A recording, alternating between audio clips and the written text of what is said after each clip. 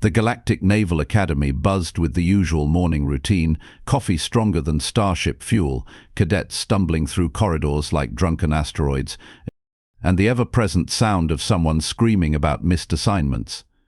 Just another Tuesday in paradise, really. Commander Vexani clicked her 6 legs against the polished floor as she reviewed the day's training roster. Her compound eyes, each the size of a dinner plate, focused on one particular name that made her mandibles twitch in what passed for a smile among her species. Maya Torres, the human. Oh, this was going to be entertaining. Attention, maggots. Vexani's voice boomed across the simulation chamber, causing several Alterian cadets to jump so high they nearly hit the ceiling. Today we're running Operation Stardust. Your mission: infiltrate an enemy vessel, disable their weapons systems and extract classified data. Simple enough that even a brain-dead Terran should manage it. Maya stood at attention with the rest of her squad, her brown hair pulled back in regulation style, dark eyes focused straight ahead. At 5'6", she looked positively tiny compared to her fellow cadets. There was Creeks, a 7-foot-tall Voldorian whose scales shimmered purple in the artificial light. Next to him stood Una, a Centaurian with 4 arms and enough confidence to power a small moon. Then came Blink, yes, that was actually his name, a Nexarian whose tentacles writhed with nervous energy. Torres. Vexani barked, her voice sharp enough to cut through hull plating. Your team leader today. The announcement hit the chamber like a plasma grenade. Several cadets exchanged glances that could have powered the Academy's shields for a week. Crix's laugh rumbled like distant thunder. The human? Leading us. His voice dripped with more disdain than a leaky coolant pipe. Commander, with all due respect, wouldn't it be more logical to assign someone with actual experience? Maya's jaw tightened, but she kept her mouth shut. Smart girl. In a galaxy where humans were considered the newcomers barely a century since first contact, keeping quiet was often the difference between respect and becoming a cosmic joke. Vexani's antennae twitched with amusement. Are you questioning my orders, Cadet Crix? Not at all, Commander, just concerned about mission success rates. Crix's purple scales darkened to a deeper shade, a clear sign of agitation among his people. Humans have a tendency to improvise, not exactly ideal for precision operations. Una nodded, her 4 arms crossing in perfect synchronization. My people have been running tactical operations since before humans discovered fire. Perhaps I should. Perhaps you should shut your secondary mouth and listen. Vexani cut her off with surgical precision. Torres leads. That's final. Anyone else want to volunteer for latrine duty? The chamber fell silent except for the hum of life support systems and Blink's nervous tentacle tapping against his equipment belt. Maya stepped forward, her voice steady despite the obvious tension crackling through the air like static electricity. Squad, gather around for briefing. The others approached with all the enthusiasm of volunteers for a suicide mission. Maya activated the holographic display, revealing a detailed schematic of a Corvan battle cruiser, sleek, deadly, and absolutely crawling with defensive systems. All right, here's what we're dealing with. Maya began, her finger tracing the ship's outline. Standard Corvan design, triple redundant shields, quantum encryption on all systems, and enough firepower to glass a small planet. Fun times. Crix snorted. Standard approach would be a frontal assault on the cargo bay. Quick, efficient, minimal casualties. Standard approach gets you killed, Maya replied without missing a beat. Look at these energy readings. They've got motion sensors covering every conventional entry point. Go in through the front door, and you'll be target practice before you can say oops. Una's primary eyes narrowed. Then what do you suggest, human? Magic? Maya's grin was sharp enough to cut glass, something like that. We're going in through the waste disposal system. The silence that followed was so complete you could have heard a pin drop in vacuum. Blink's tentacles stopped their nervous tapping entirely. The waste disposal. Crix's voice rose an entire octave. You want us to crawl through alien sewage? not sewage, recycled water systems. Maya highlighted a series of narrow conduits running throughout the ship. These pipes carry processed water throughout the vessel. They're too small for standard security measures, but just wide enough for us to navigate. Plus, they'll mask our heat signatures from internal sensors. Una paused, her forearms uncrossing as she studied the display more carefully. Actually not terrible. Gee, thanks for the ringing endorsement, Maya said dryly. But here's the beautiful part. These conduits connect directly to the main computer core's cooling system. We can access their entire network from inside. Blink's tentacles resumed their nervous dance. And if the cooling system activates while we're inside? Maya's smile turned positively predatory. Then we get a very cold, very fast ride to the medical bay. Try not to think about it. The simulation began with all the fanfare of a funeral march. The squad materialized aboard their infiltration craft, a cramped vessel that smelled like recycled air and broken dreams. Through the viewports, the enemy cruiser hung in space like a metallic predator, all sharp angles and glowing weapon ports. Remember, Maya whispered into her comm as they approached the target, radio silence once we're aboard. Hand signals only, and try not to die. The paperwork is murder. The entry went smoother than expected. Maya had calculated the patrol schedules perfectly, timing their approach to coincide with a shift change. They slipped through the waste disposal port like shadows, finding themselves in a maintenance shaft that was just slightly wider than Maya's shoulders. Creeks, being the largest, had the most difficulty navigating the cramped space. His scales scraped against the metal walls with every movement, creating a sound like fingernails on a chalkboard. "This is humiliating," he growled through clenched teeth. "This is effective," Maya corrected, her voice barely above a whisper. "Would you rather be humiliated or dead?" They crawled through the ship's bowels for what felt like hours but was probably closer to 20 minutes. Maya led the way, consulting her wrist display to navigate the maze of conduits and service tunnels. The ship's internal structure was a three-dimensional puzzle, and she was solving it piece by piece. Finally, they reached their target, the main computer core. The room beyond the ventilation grate was pristine white, filled with banks of quantum processors that hummed with barely contained energy. And standing right in the middle of it all was a single guard, a Corvan warrior whose chitinous armor gleamed under the harsh lighting. Maya held up her hand, signaling for the others to stop. She studied the guard's patrol pattern, timing his movements with the precision of a chronometer. 30 seconds to the left side of the room, 45 seconds examining the primary console, 20 seconds checking the rear exit. Then repeat. She turned to her squad and began making hand signals. Creeks frowned, not recognizing the gestures. Maya rolled her eyes and tried again, this time using standard galactic military signs. The plan was simple in its audacity. Una would create a distraction using her people's natural ability to project false images. While the guard was investigating the illusion, Maya and Blink would drop from the ceiling and disable him. Creeks would handle the door, making sure they weren't interrupted by unwanted company. Everything that could go wrong did. Una's illusion worked perfectly, too perfectly.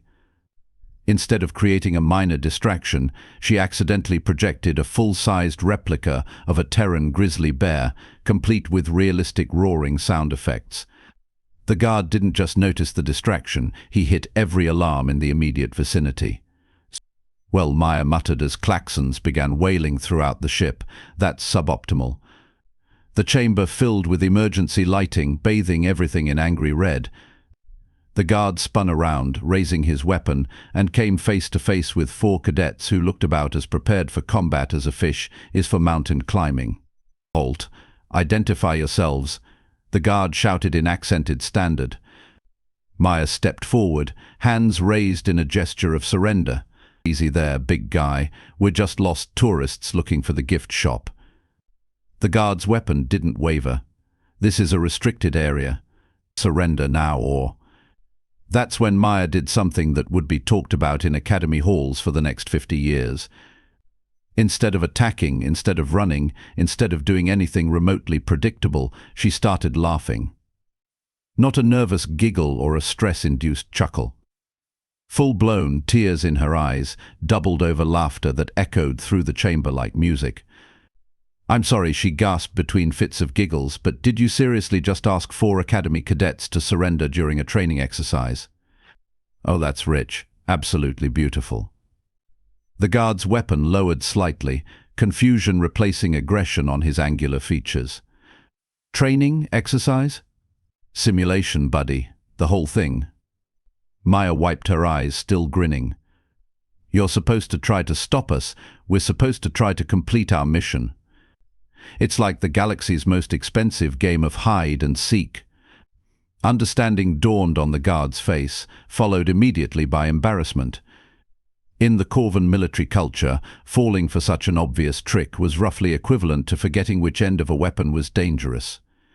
"Oh," he said quietly. "I see."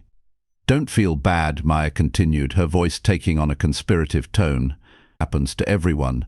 Tell you what, you give us, say, 30 seconds to get to that console over there, then you can sound the alarm and chase us around like proper adversaries." "Deal." The guard looked at her as if she'd grown a second head, which, given galactic diversity, wouldn't be entirely unprecedented. "You want me to let you complete your objective?" "I want you to make this interesting," Maya corrected. "Where's the fun in winning easy? Besides, your buddies upstairs are probably already wondering what all the noise is about. Better to have a proper chase scene than explain why you got fooled by a holographic bear."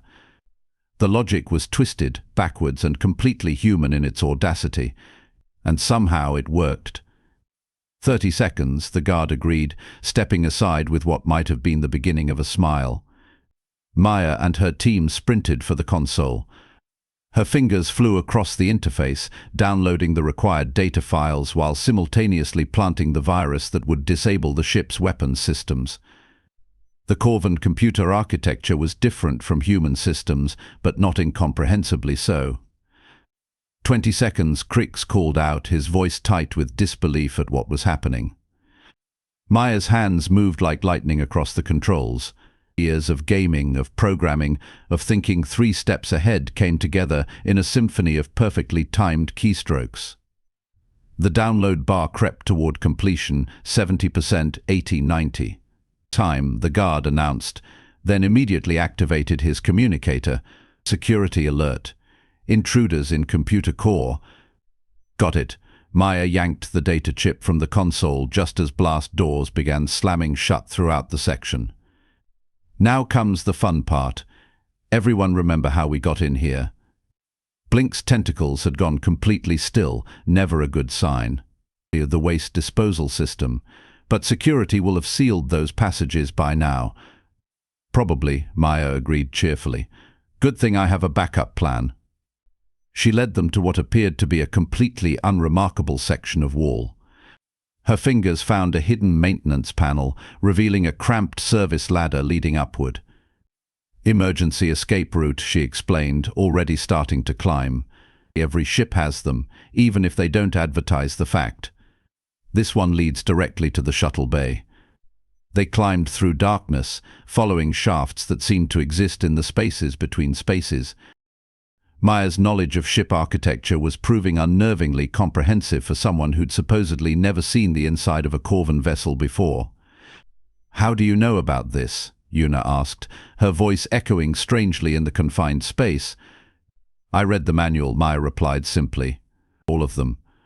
Corvan ship design hasn't changed significantly in 3 decades. Same basic layout, same safety requirements, same bureaucratic shortcuts." They emerged into the shuttle bay just as security teams were sealing off the main entrances. Maya's timing was once again absolutely perfect. Too perfect. Crix finally voiced what they were all thinking. "There's no way you figured all this out from reading manuals." Maya paused at the controls of their escape shuttle, her hand hovering over the ignition sequence. For a moment something flickered across her face, an expression too complex to pass in the red emergency lighting. "You're right," she said quietly. "I didn't." The admission hung in the air like a challenge. Yuna's forearms crossed again, this time in a gesture of accusation rather than dismissal. Then how? Maya's fingers completed the startup sequence, and the shuttle's engines hummed to life. Outside, security forces were closing in, their weapons trained on the small craft. Because Maya said, her voice carrying a note of something that might have been sadness, "This isn't my first time aboard a Corvan battle cruiser." The shuttle launched with a burst of acceleration that pressed them all back into their seats. Behind them, the training simulation dissolved into pixels and code, revealing the Academy's holographic training chamber. But the questions Maya had raised were very, very real. Commander Vexani stood waiting as they disembarked, her compound eyes glittering with something that looked suspiciously like satisfaction. The other instructors flanked her, their expressions ranging from impressed to deeply suspicious. "Excellent work, Cadet Torres," Vexani said, her mandibles clicking with approval. Mission completed in record time, with minimal collateral damage and maximum tactical efficiency. Maya nodded, accepting the praise with the same calm demeanor she'd maintained throughout the entire exercise. But her squadmates were staring at her with entirely new expressions. The mockery was gone, replaced by something that looked uncomfortably like fear. "Dismissed," Vexani continued. "Return to quarters for debriefing. Individual performance reviews will be available tomorrow morning." As the others filed out, Maya lingered. There was something in the commander's posture that suggested this conversation wasn't over. "Problem, Commander?" Maya asked. Vexani's antennae twitched, the Altarian equivalent of a raised eyebrow. "That was quite a performance, Torres. Almost too good, one might say. I like to be thorough. Thorough enough to know about maintenance shafts that aren't on any schematic. Thorough enough to predict security protocols that are classified above your clearance level." Vexani stepped closer, her 6 legs moving with predatory grace. "Thorough enough to speak Corvan like a native." Maya's expression didn't change, but something shifted in her eyes. "I'm a fast learner." "Yes," Vexani mused, "I'm beginning to suspect you are. The question is, what exactly have you learned, and where did you learn it?" The two stared at each other across the empty chamber, predator and prey in a game where the rules kept changing. Finally, Maya smiled, not the confident grin she'd worn during the mission, but something smaller and infinitely more dangerous. "I guess that depends on how deep you want to go down this particular rabbit hole, Commander." Vexani's mandibles clicked once, a sound like breaking glass.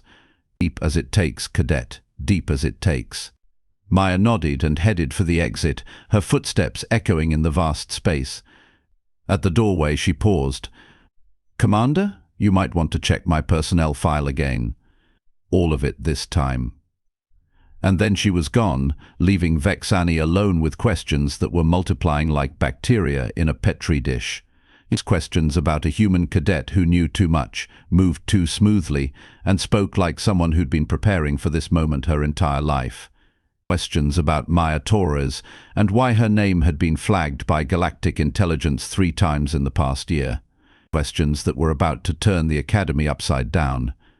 Commander Vexani's private office felt more like an interrogation chamber than a place of learning.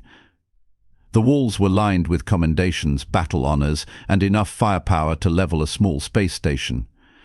Maya sat across from the commander's desk, looking remarkably calm for someone whose entire future might be decided in the next few minutes. "Personnel file is interesting reading," Vexani said, her compound eyes scanning through holographic displays that danced in the air between them. Maya Torres, age 22, born on Earth's lunar colony. Parents deceased in mining accident when she was 14. Guardian, her uncle, a freighter captain who traveled the Outer Rim territories. Maya's expression remained neutral, but her fingers drummed once against the chair's armrest. Just once, but Vexani caught it. He enlisted in Terran Defense Forces at 18, served 2 years in communications before applying to the Academy. Stellar academic record, perfect physical fitness scores, psychological evaluations that paint you as stable, intelligent and remarkably adaptable. Sounds like ideal cadet material to me, Maya said quietly. Oh, it does, Vexani agreed, her mandibles clicking with amusement. Right up until we get to the parts that were redacted. Large sections of your service record are classified. Your Guardian's shipping routes are sealed by Galactic Intelligence. And your psychological profile has footnotes that require clearance levels I don't possess. Maya leaned back in her chair, a ghost of a smile playing at the corners of her mouth. Maybe I'm just more interesting than I look. Or maybe, Vexani continued, pulling up another display, you're Maya Torres, but you're not the Maya Torres who applied to this academy. The silence stretched between them like a taut wire. Outside the office windows, other cadets went about their daily routines, blissfully unaware that their world was about to shift on its axis. That's quite an accusation, Commander, Maya said finally. It's not an accusation, it's an observation. Vexani stood, her 6 legs carrying her to the window. 3 months ago, Galactic Intelligence received reports of Corvan military installations being infiltrated by an unknown operative. Someone who moved like smoke, thought like lightning, and always seemed to know exactly where to strike for maximum damage. Maya's drumming fingers went still. They called her the Ghost. Never left evidence, never harmed civilians, never took anything but information. Just appeared, gathered intelligence on Corvan military capabilities, and vanished like she'd never existed. Vexani turned back to face Maya, her alien features unreadable. Then, suddenly, the Ghost disappeared. Right around the time a certain human cadet started showing unprecedented tactical abilities. Sounds like coincidence to me, Maya replied, but her voice lacked its earlier confidence. Does it? Because yesterday's exercise wasn't the first time you've been inside a Corvan vessel. It was just the first time you've done it legally. The accusation hung in the air like a plasma charge waiting to detonate. Maya stared at Vexani for a long moment, then did something completely unexpected. She laughed, not the battlefield laughter from the simulation, but something warmer and infinitely more tired. You know what the worst part about being undercover is? Maya asked, standing and walking to the window. It's not the lying or the constant fear of being discovered. It's watching people react to you like you're some kind of freak when you actually know what you're doing.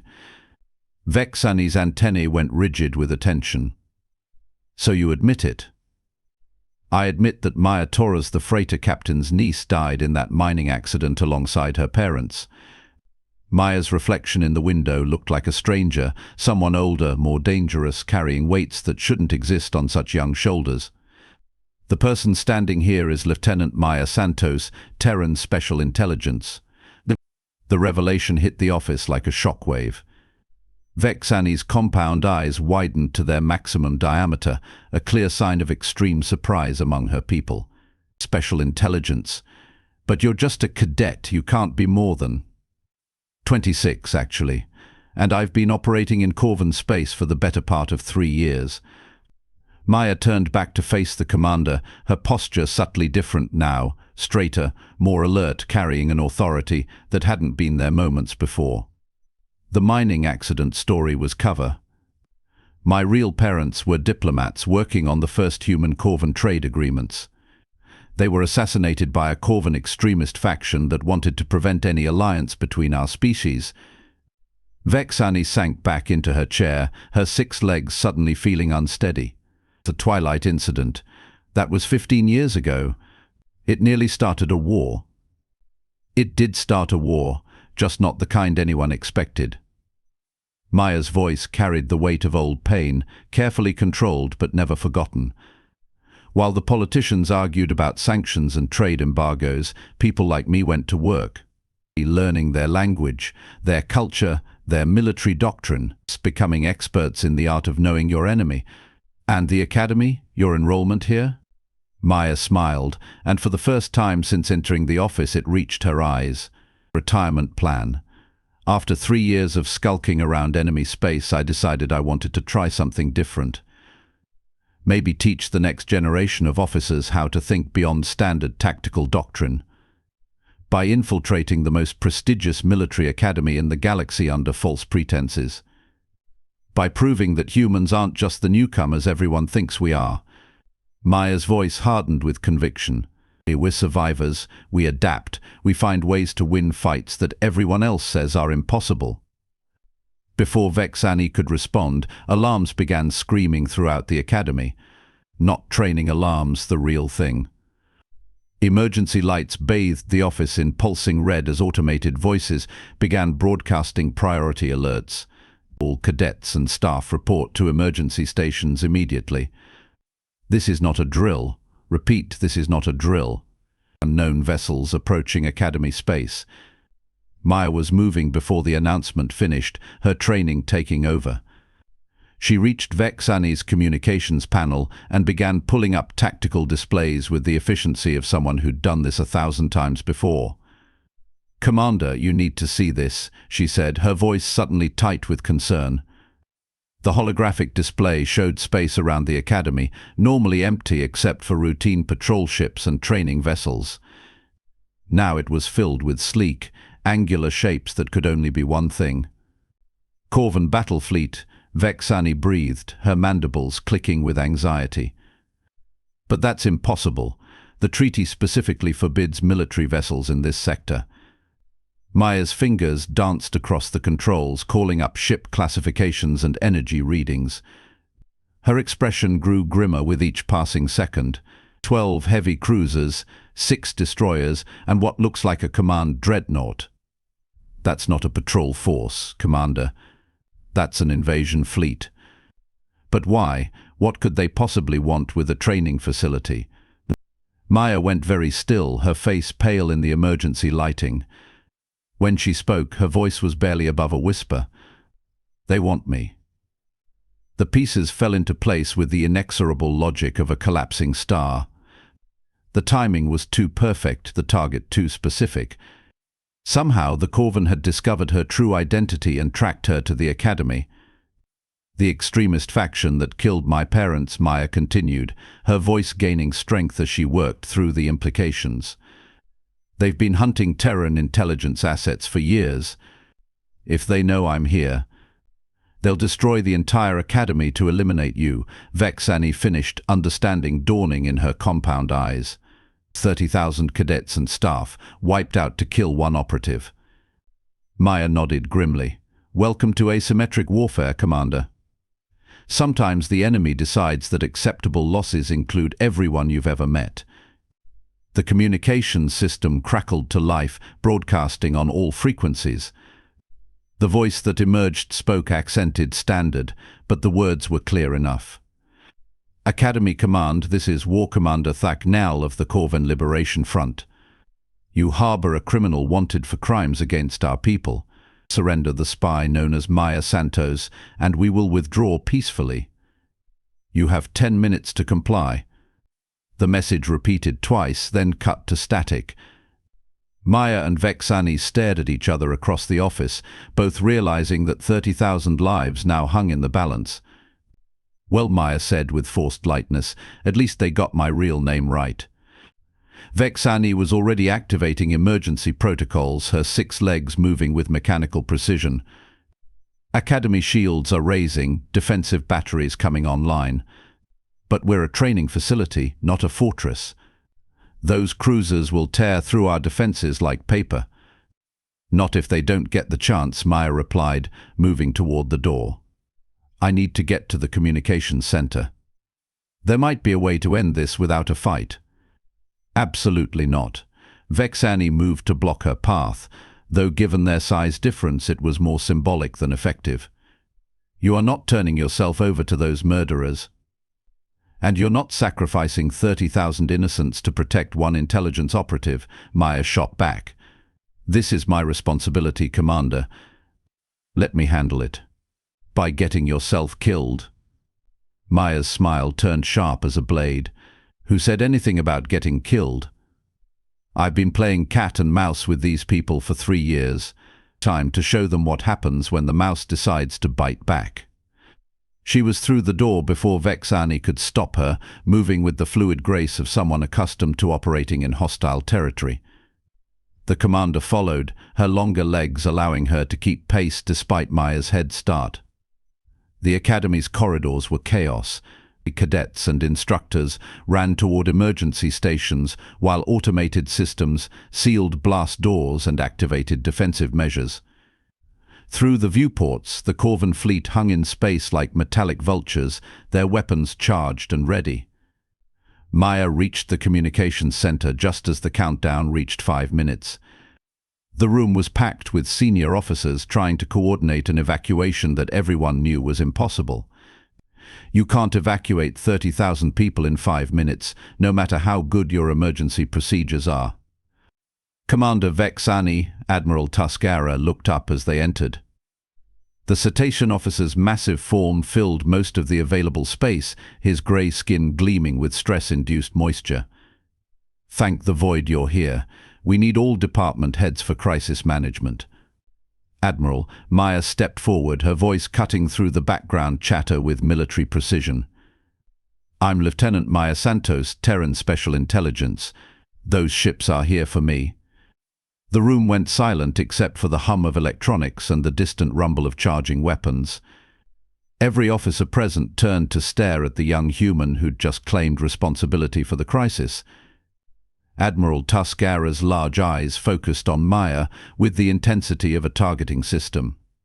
"Explain." Maya outlined her true identity and mission in crisp, professional sentences. No wasted words, no emotional appeals, just facts delivered with the efficiency of someone accustomed to briefing superior officers under fire. When she finished, the silence stretched even longer. "So," the Admiral said finally, "you're suggesting we hand you over to prevent a massacre?" "I'm suggesting I handle this situation before it becomes a massacre," Maya corrected. "Give me access to your communications array and 10 minutes to work. If I can't resolve this peacefully, then we fall back to evacuation protocols." Admiral Tuscara studied her for a moment that felt like an eternity.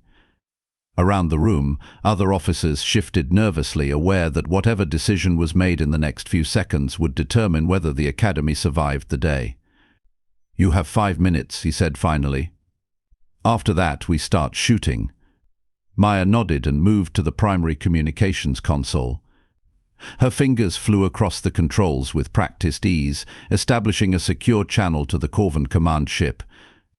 When the connection stabilized, the main screen filled with the angular features of War Commander Thaknal. The Corvan officer looked exactly like central casting would order for alien military fanatic. His chitinous armor was decorated with battle honors, his eyes glowed with religious fervor, and his mandibles clicked with barely contained aggression. "So," he said in heavily accented standard, the spy finally reveals herself. "You have caused much trouble, Maya Santos." "Not as much as I'm going to cause if you don't withdraw immediately," Maya replied, her voice calm as still water. "This is a protected educational facility. Your presence here violates 6 different interstellar treaties written by soft-minded fools who believe in peaceful coexistence. We know what humans truly are, parasites seeking to infect our pure culture with their corruption. Right, humans bad, Corvan good, xenophobia makes perfect sense." Maya's tone was conversational, almost bored. "Tell me, War Commander, how many of your own people have you killed in pursuit of this holy mission?" The question hit its mark. Thaknal's eyes blazed brighter, his mandibles clicking furiously. "We do what must be done to preserve our way of life. By murdering diplomats trying to establish trade agreements. By attacking civilian installations. By threatening to slaughter students." Maya leaned forward, her voice taking on an edge that could cut starship hull. "You're not preserving anything. You're destroying the very culture you claim to protect." "Enough philosophy," Thaknal snarled. "You will surrender yourself, or this facility burns."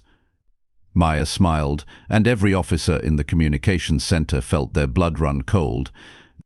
It wasn't a pleasant expression. It was the smile of someone who'd just realized they held all the winning cards. "War Commander, I'm going to share something with you. A piece of intelligence that might change your perspective on this situation." "Nothing you say will. 3 months ago, your Liberation Front raided a supply depot in the Nexus system. Took weapons, medical supplies, enough provisions to support a fleet operation. You were very thorough, very professional, very stupid. Thaknal's expression shifted from anger to uncertainty. What are you implying? I'm not implying anything. I'm telling you that every item you stole was tagged with nano traces. Every weapon, every ration pack, every medical kit. For 3 months, Terran intelligence has been tracking your entire organization through quantum entanglement signatures. But the silence that followed was profound enough to hear atoms vibrating. You're lying, Thaknal said, but his voice lacked conviction. Maya's smile widened. War Commander, please have your tactical officer check for quantum resonance in your ship's cargo bay. Specifically, look for traces of Terran-manufactured nano tracers. Even through the communication link, they could hear the frantic activity on the Corvan bridge as officers scrambled to confirm Maya's claims. The minutes ticked by with agonizing slowness until a younger Corvan officer whispered something to Thaknal that made the War Commander's armor plates visibly darken. Impossible, he breathed. Oh, it gets better, Maya continued cheerfully. Right now, every major government in the galaxy knows exactly where your fleet is located. Altarian patrol ships are 3 hours out. Centaurian battle groups are mobilizing as we speak. And the Terran Third Fleet. She paused dramatically. They're already here. As if summoned by her words, new contacts appeared on the Academy's sensors. Sleek human vessels materialized from stealth mode, surrounding the Corvan fleet in a perfectly executed tactical formation. The newcomers didn't issue warnings or demands. They simply appeared, weapons hot, making their intentions crystal clear. Thaknal stared at the tactical display in horror. His overwhelming advantage had just become a death trap. This was planned, he said quietly. You knew we would come. I hoped you would come, Maya corrected. For 3 months we've been feeding your organization intelligence designed to lead you here. Every raid you conducted, every target you hit, every piece of information you gathered, all of it carefully crafted to bring your entire fleet within range of our guns. The revelation hit the Corvan War Commander like a physical blow. Around the communications center, Academy officers watched in stunned silence as Maya systematically dismantled an enemy that had seemed unstoppable moments before. The Academy was never in danger, she continued. The cadets were never at risk. This entire facility is protected by enough firepower to glass a small moon. You walked into the most carefully constructed trap in recent galactic history. But why? Thaknal's voice was hollow with defeat. Why go to such elaborate lengths? Maya's expression softened, becoming almost pitying. Because extremists like you represent everything wrong with galactic politics. You hide behind ideology while murdering innocents. You claim to preserve culture while destroying the very foundations of civilization. And worst of all, you do it all in the name of species that want nothing to do with your violence. She stood, her small frame somehow dominating the entire room. War Commander Thaknal, I formally charge you and your organization with crimes against galactic peace. You have 30 seconds to surrender before the combined fleet turns your ships into scrap metal. The Corvan officer stared at her through the communication link, his alien features cycling through emotions that had no human equivalent. Rage, despair, admiration, and something that might have been respect. You are formidable, he said finally. Perhaps humans are not as weak as we believed. We're as strong as we need to be, Maya replied quietly. The question is, are you smart enough to recognize when you've lost? Thaknal looked around his bridge at officers who were clearly waiting for his decision.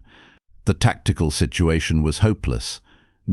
His fleet was outnumbered, outgunned, and completely surrounded. Liberation Fleet, this is War Commander Thaknal. Stand down all weapons. Prepare for surrender protocols. The relief in the Academy's communications center was palpable. Officers who'd been preparing for death suddenly found themselves witnessing one of the most bloodless victories in recent memory. As the Corvan ships powered down their weapons and prepared to be taken into custody, Admiral Tuscara approached Maya with an expression of profound respect. "Lieutenant Santos," he said formally, "on behalf of the Galactic Naval Academy, I want to thank you for your service, and to apologize for doubting your abilities." Maya nodded, accepting the praise with the same calm demeanor she'd maintained throughout the crisis. But there was something different in her eyes now, a weight that spoke of missions completed and purposes fulfilled. "Admiral, if it's all the same to you, I'd like to go back to being Cadet Torres now. Turns out I really do want that teaching position after all." The Admiral's massive form shook with what passed for laughter among his people. "I think we can arrange something, though I suspect your classmates might have a few questions about today's events." Maya grinned, the first genuinely happy expression she'd shown since entering Vexani's office. "Let them ask. Maybe it's time the galaxy learned what humans are really capable of when we stop holding back." As the crisis wound down and normal academy operations resumed, Maya found herself standing in the observation lounge, watching as Terran vessels escorted their prisoners toward the nearest detention facility. The view reminded her of something her real parents had said long ago about the price of peace being eternal vigilance. Commander Vexani approached quietly, her 6 legs clicking against the deck plating. "So," the Altarian said, "I suppose this means your academy performance evaluations are going to be interesting reading." Maya chuckled. "I'm hoping for at least a passing grade in tactical operations." "Oh, I think we can do better than that." Vexani's mandibles clicked with amusement. "Though I do have one last question." "Just one?" "The other cadets, Creeks," Una blinked, "do they know?"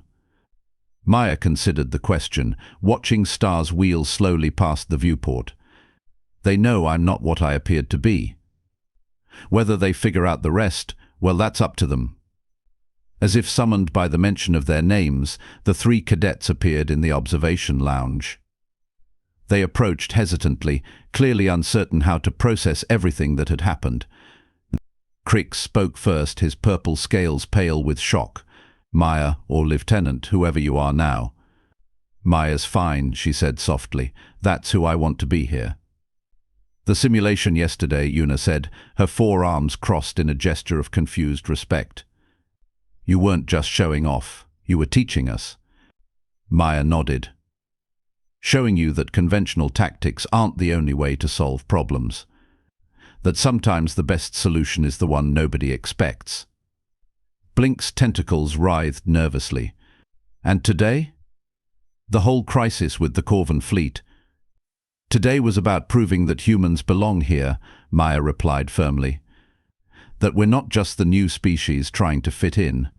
We're equals, capable of protecting this galaxy just like anyone else." The 4 of them stood together in comfortable silence, watching as the last of the Corvan vessels disappeared into hyperspace under escort. Tomorrow would bring questions, debriefings, and probably a few awkward explanations about falsified personnel records. But tonight they were just cadets again, looking out at the stars and dreaming of the futures they would help build. In the end, Maya reflected, that might be the most human thing of all, the ability to find hope in the darkness and the determination to make tomorrow better than today. The galaxy would never be quite the same. And that, she decided, was exactly as it should be.